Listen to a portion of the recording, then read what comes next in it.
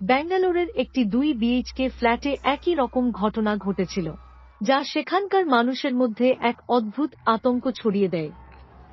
ওই ফ্ল্যাটে 1-2-4 বছর বয়সী এক তরুণীর মৃতদেহ পাওয়া যায়। এমনই অবস্থা ছিল ওই লাশের, যা ব্যাঙ্গালোর পুলিশ আগে কখনো দেখেনি।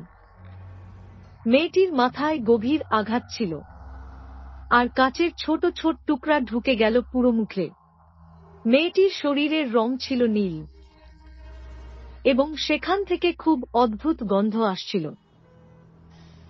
তার মৃত্যুর পর যেন বেশ কিছুদিন পার হয়ে গেছে। ওই লাশটি ছিল আনিশার।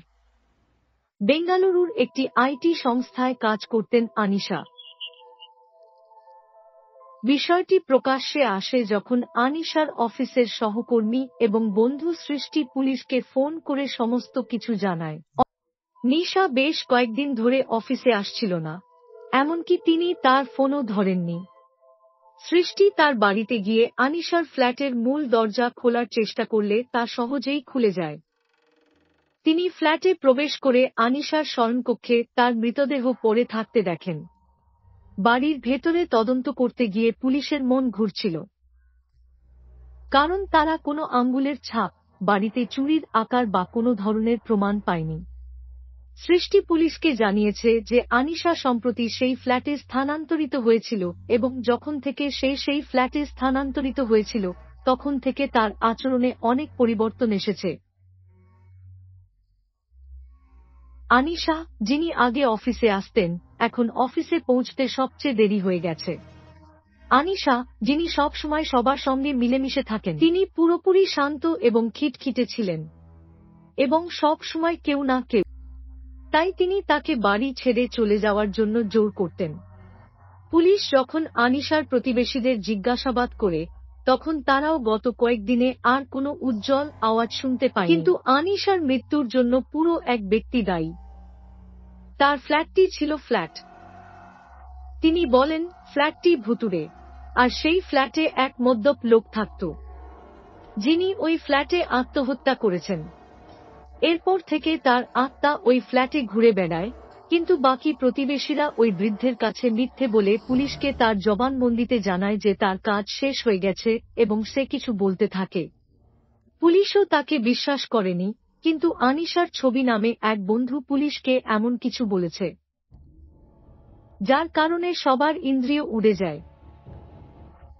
তিনি বলেছিলেন যে এই সমস্ত কিছু একটি ছেলে রজনীশ দ্বারা করা হয়েছিল। আনিশার স্কুলে পড়াশোনা করত এবং সে ফ্ল্যাটে স্থানান্তরিত হওয়ার পরে তিনি প্রথমে নিচের একটি সাধারণ দোকানে তার সাথে দেখা করেছিলেন। সেখানে তারা একবার কথা বলেন,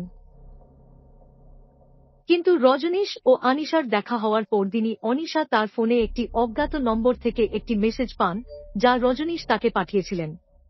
রজনীশ আনিশাকে একথা জানায় তিনি তাকে স্কুলের সময়ের চেয়েও বেশি ভালোবাসেন। এর পরে রজনীশ তিনি অদ্ভুত মেসেজ পাঠিয়ে আনিশাকে হয়রানি করতে শুরু করেন। আনিশা তার নাম্বার ব্লক করে দেয়, তাই তিনি আনিশাকে সর্বত্র অনুসরণ করতে শুরু করেন। এর পরে আনিশা খুব ভয় পেতে শুরু করে, কারণ তার মনে হয়েছিল যে রজনীশ তার পালসার বাইক এবং হেলমেট পরে সর্বত্র তাকে অনুসরণ করছে। ছবি জানান, কয়েকদিন আগে আনিশাকে তার বাড়িতে ছাড়তে গেলে আনিশার অ্যাপার্টমেন্টের বাইরে পালসার বাইকে লাল হেলমেট পরেছিলেন তিনি। আমিও একজন পুরুষকে দেখেছি, কিন্তু সেই হেলমেটের কারণে ছবি তার মুখ দেখতে পারছিল না। পুলিশ যখন রজনীশকে খুঁজে বের করার চেষ্টা করে, তাই তারা জানতে পারে যে রজনীশ গত 10 বছর ধরে মার্কিন যুক্তরাষ্ট্রে বসবাস করছেন। ছবিকে রজনীশের ছবি দেখানো হলে ছবি বলেন তিনি যে লোকটিকে দেখেছেন তিনি খুব পাতলা এবং রজনীশকে সেই ছবিতে খুব জেদি দেখাচ্ছিল।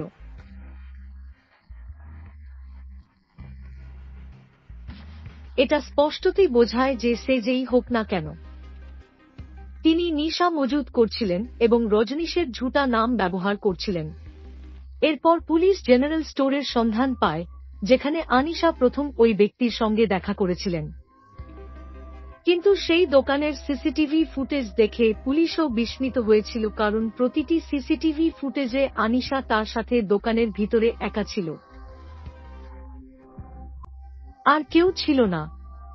পুলিশ যখন মনীষার অ্যাপার্টমেন্টের লবি এবং লিফটের সিসিটিভি ফুটেজ পরীক্ষা করে দেখতে পায় যে আনিশা তার সোসাইটিতে যাওয়ার সাথে সাথেই কাঁদতে শুরু করে এবং কয়েক রাত 1টার দিকে লিফটে যায়।